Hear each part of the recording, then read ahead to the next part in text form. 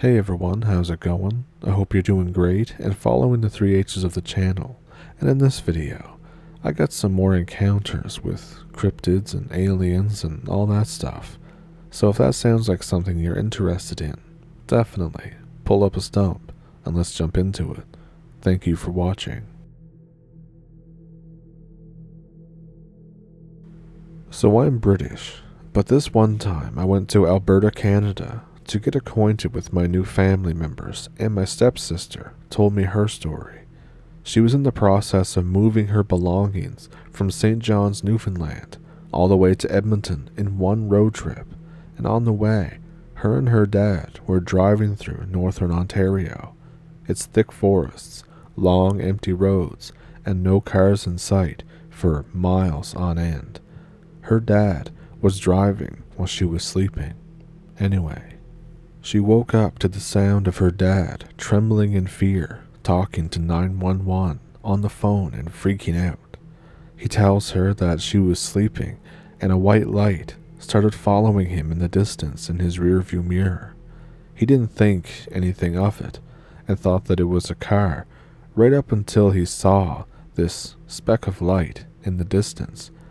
It caught up to him within seconds, almost instantaneously. The light got more intense, brighter and brighter, and then it completely disappeared. After the 911 call, he said that there was something not right about the operator. He had no signal, and he called 911, and it was picked up immediately by a woman. Instead of saying, 911, what's your emergency? The woman just said, hello? He asked if this was 911, and then there was a pause of a few seconds, and she said, yes. He explained the situation while panicking his ass off, and the woman was completely silent and simply said, okay, we'll send out a cruiser, and ended the call. This was all in the deep hours of the morning, around 3 a.m. But it doesn't end there. 30 minutes later, they found a 24-hour petrol station, and there were a couple of people in there, and they were all silent and staring, frozen. When he filled up, he ended up having to leave the money on the counter because everyone was just unresponsive. Later on, they saw a huge convoy of Canadian Army tanks and armored trucks for miles until the convoy turned off into a small road going deep into the forests. It just makes me think, what the hell, Canada? What's going on up there? She told me that she has never seen her dad like that before, and he has always been a strong and calm man ever since she can remember, and she was genuinely scared after seeing him like that.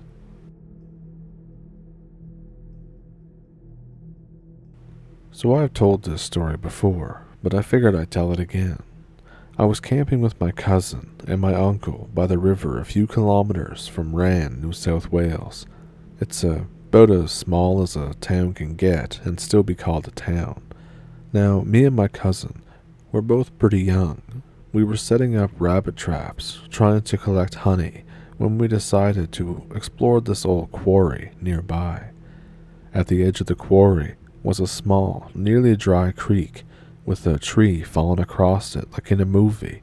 We obviously had to walk across it and have an adventure. The other side of the creek was immediately different to the side that we had just came from. The trees were much denser, and there were very few signs of humans. There were no tracks or roads or anything cutting through, just bush. After about a kilometer, we hit a fence, which we played on for a bit before turning back. This is where my memory gets a little fuzzy. As we started heading back, I glanced behind us, and out of nowhere there had appeared a pair of humanoid figures, about the size of grown men, solidly built and featureless, and it was almost like they were surrounded by static, or that they blended in with the trees around them. It was just weird and hard to explain. My cousin quickly noticed them too, and we booked it back toward the quarry. Looking back, the things were steadily loping along after us, as if they weren't in any kind of hurry to catch us. We reached the creek and crossed without incident. We stopped on the other side. The gray things stopped and stared at us.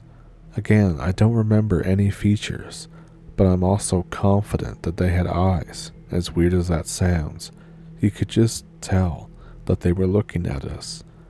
After a few moments, they simply turned back and very quickly disappeared without a trace into the trees.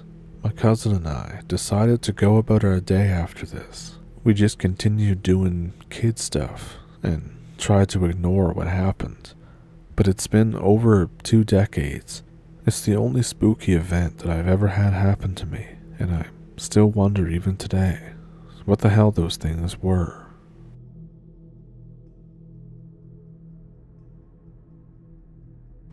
This one summer weekend, me and my friend decided that we wanted to go camping. My friend's name is Liam, or at least that's his nickname. I actually have no idea why he's called Liam. Now, Liam's dad owns a paid campsite in the middle of nowhere. He owns other ones, but this one is kind of further off than the other ones.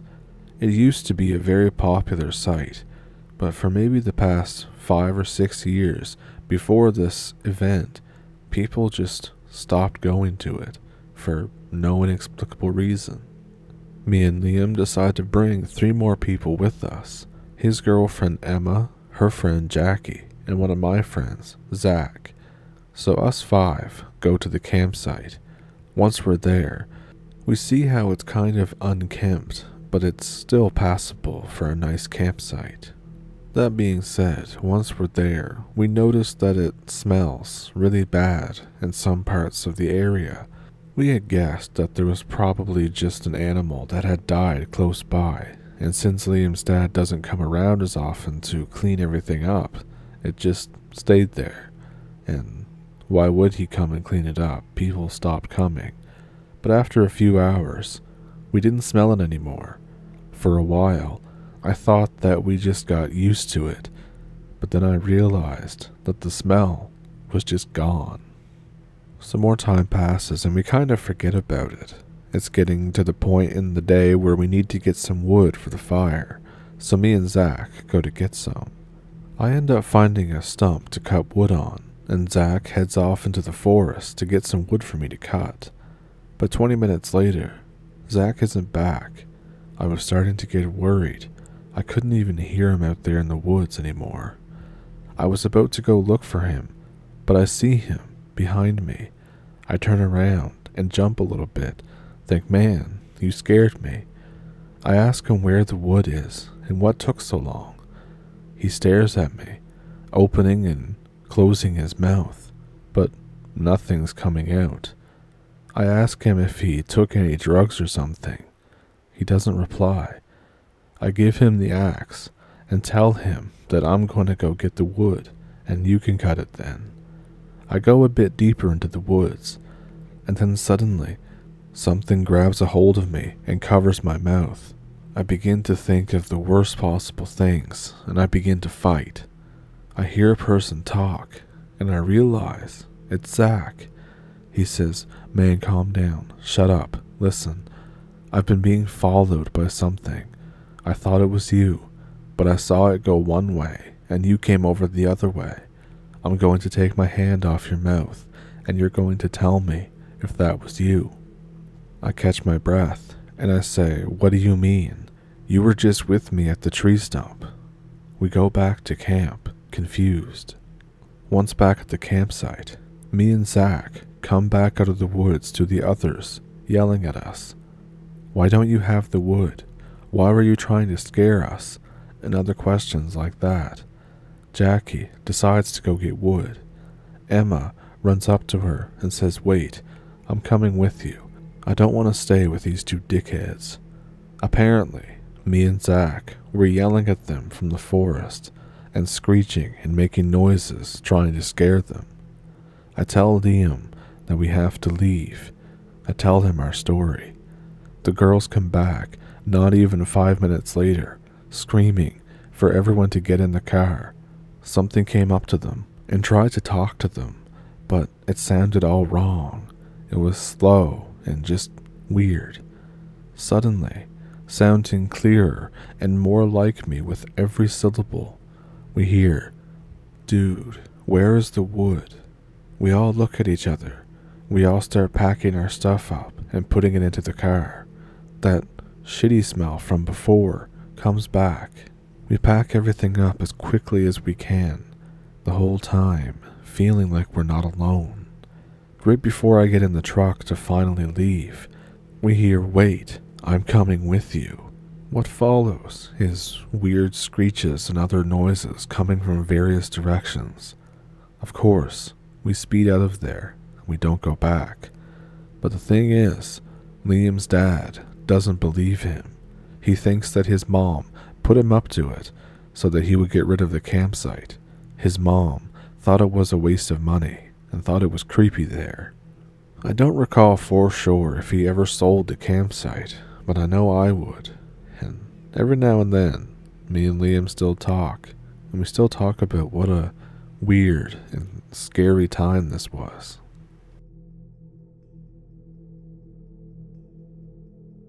In 2001, I was 15 years old. I was also living in Tennessee, in a very rural part of the state. I was hanging out in the woods all the time with my cousins and my brother. One day, I wake up and I head outside as usual. It's normal here for families to own a large portion of land, which is, over time, divided up amongst the children or siblings. So, picture a big, humongous field that's also a yard, with 4 houses. All of us are related. And no, nobody married their cousins, in case you're wondering. So, the normal thing in the summer here is we all kind of emerge to the yard around the same time in the morning, and we meet up. Anyway, I see my cousins and my brother hanging out at the picnic table. I go over and see what's up. My cousin asks if I want to go in and shoot BB guns in the woods, and I think, of course, why wouldn't I? So, we head into the woods, and I have my crappy pump-action Walmart BB gun.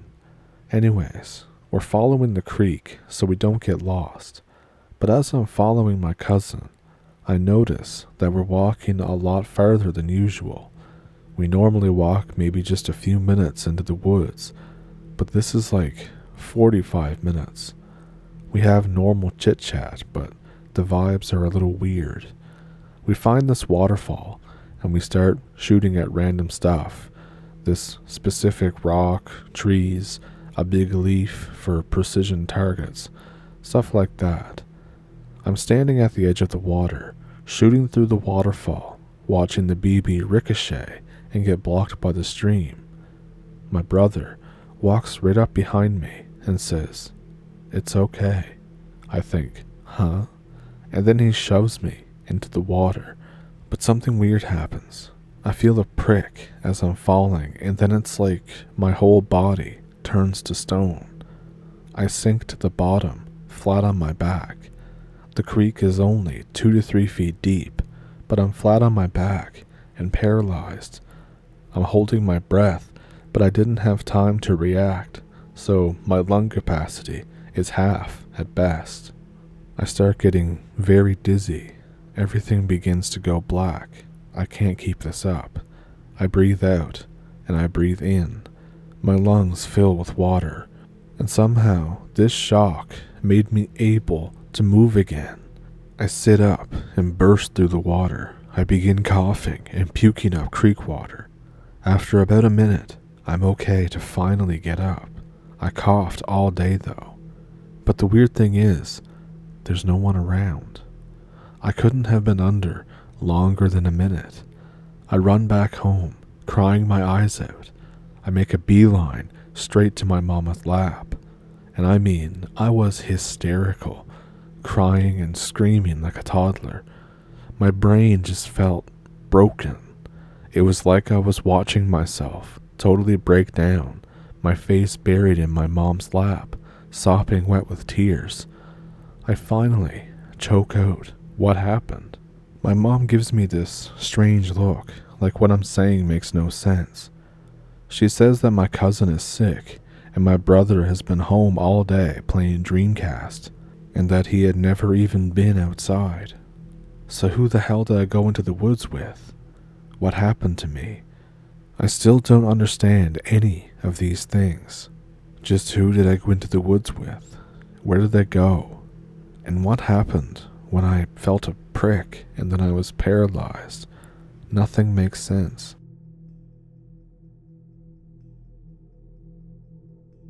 So to start this off, I'll admit that I didn't make the best decisions that I could have, but when you're a scared teenager, you do weird things.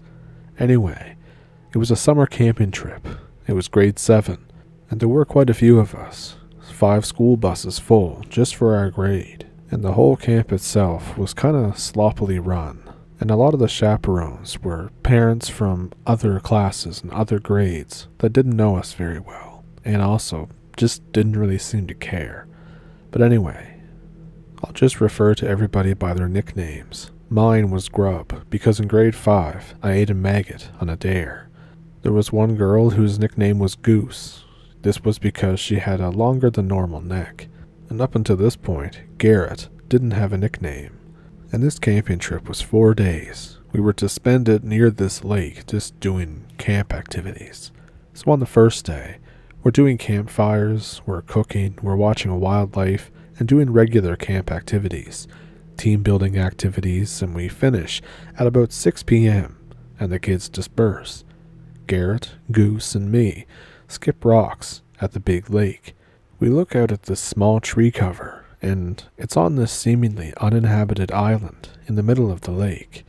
We talk about what could be there, just kind of making stuff up, like, oh, maybe there's a monster there or something.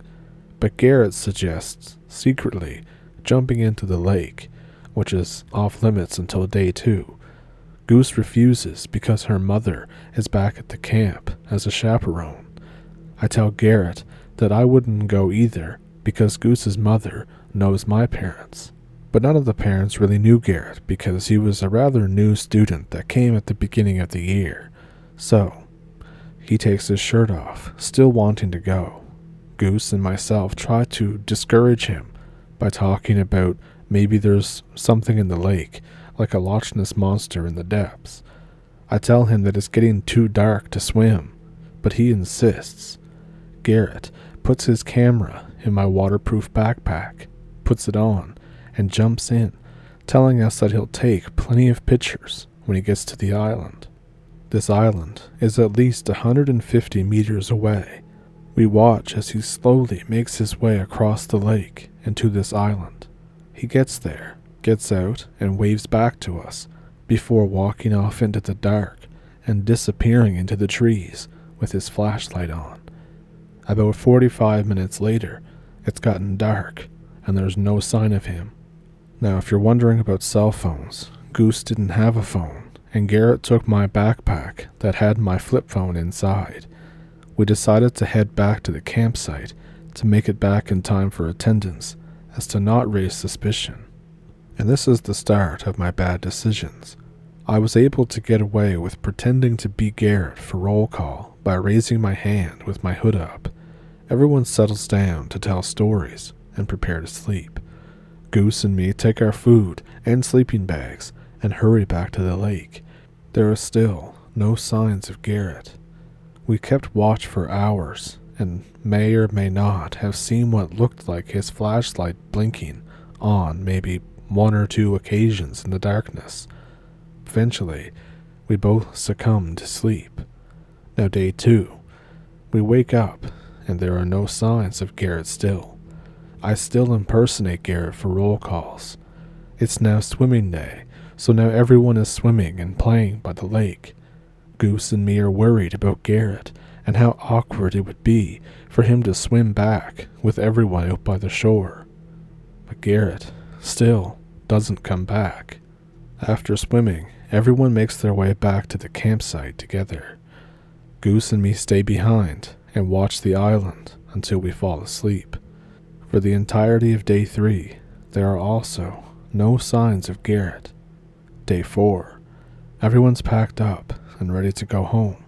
Goose and me skip the camp activities to keep an eye on the lake. It's getting dangerously close to the end of the trip. I decide that I need to swim out. While I'm preparing to swim and laying out a game plan with Goose, she gets excited and starts jumping around, crying and pointing at the lake. It's Garrett, making his way back. We both hug him. We think that he has just been playing a bad prank on us while we were worried sick and stressed out. In our excitement, I accidentally headbutt him at a bad angle and knock his tooth out, which this is how he got his nickname from then on, Gappy. Anyways, he's apologizing and saying that he's just as confused as we are. He still thinks that it's the second day of the trip. We explain that it's the final hours of day 4 and he's been gone for 3 nights. He has no clue what we're talking about, but shares what happened to him. He gets to this island. He waves back to us and takes our picture from the island before going off to explore. Mostly, the island appeared to be nothing but trees and wild growth, but as he explores, he finds a broken old rowboat, the remains of a fire, and other signs of an abandoned campsite. He trips and twists his ankle. He knows that he now will not be able to swim back in the dark with his injury, so he crawls around to try and start making a bedding for himself out of leaves. At some point, he blacks out while crawling around and trying to collect leaves. All of a sudden, he is sitting by the same campsite. The rowboat is no longer broken, and the campfire is lit. A tattered old fisherman in rubber boots approaches the fire from behind a tree. The fisherman has a frightening appearance, eyes that are nothing but shadows and can't be made out. The fisherman points at his ankle and mumbles an unintelligible question 3 times. The fisherman starts approaching with one hand, reaching into his coat pocket. Garrett panics, but he can't move anywheres. The fisherman brings his hand out from his pocket and is holding a small, dull ball of light that grows as it floats toward Garrett. Garrett wakes up, cold and damp, from rainfall on day 3 and is leaning against the broken old rowboat near the abandoned firewood. All of the leaves that he was collecting are gone. He stands up and is prepared to limp, but has no pain in his twisted ankle, which is just now badly swollen. He rushes back to us, thinking that it has only been a single night, not knowing that it's actually been 3. He wasn't hungry or thirsty when he got back after 3 nights. He recalls taking great photos and even using some flash photography on day 1. There's the photo of myself and Goose from across the lake, but all the other ones were nonsense. Some of them were glitched, some of them were dark and impossible to make out, and then some were completely whited out and blurry. Surprisingly, all these years later, we're still in contact, and we still talk about it, and how crazy and weird it was.